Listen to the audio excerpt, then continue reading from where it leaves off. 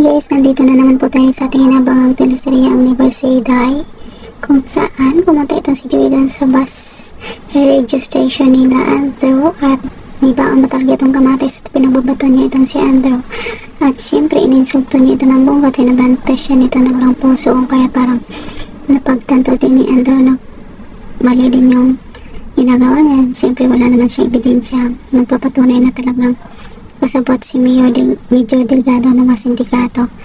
At pumunta itong si Peter dun sa pwesto ng kanyang uncle kung saan kasama na din itong si Joey. At pagdating doon, nandun dalaw sa loob, may taong biglang dumating at tinatanong ang tungkol sa video. At sinabi ng tito nito na sila nga nag-install ng mga video pero syempre wala na daw ito sa kanila dahil ayun, may kumuha daw at syempre tinatanong din ng sindikato o miyembro ng sindikato kung meron silang tauhang babae nang biglang pumasok naman itong isang tauhang babae nila at hindi yan ang kamukha ng taong hinahanap nila o kaya tumalis din sila. Ito naman si Joey, dala-dala sumakay sa taxi, grab, hindi nga ganito at kaligaga ito at parang may sumusunod sa kanya kung kaya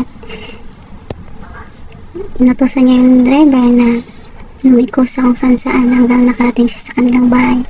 Sobrang kaba at takot niya pero ayan, nakarating siyang safe pero biglang nasundan din siya ng mga sindikatong sumusunod sa kanya.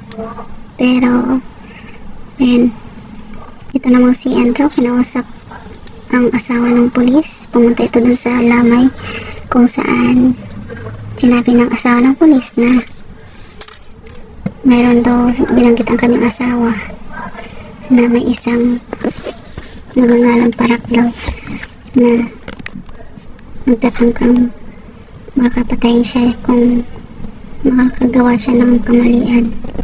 Sinabi niya ng asawa na parang kumapit na ito sa mga sindikato at noong una daw medyo okay naman pero nung huli na delikado na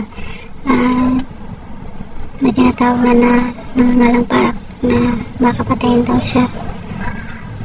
At sinabi naman ni Andrew na si Major Delgado ba yan at nasabi ng asawa ng polis na si Ramon na hindi daw si Major Delgado yun dahil sa katunayan bago daw namatay ang kanyang asawa mayroon daw isang bagay na binigay ang kanyang asawa sa kanya na ipabibigay sa kay Major Delgado pero syempre sa kasamaang palad yan pinatay ito ng mga sindikato.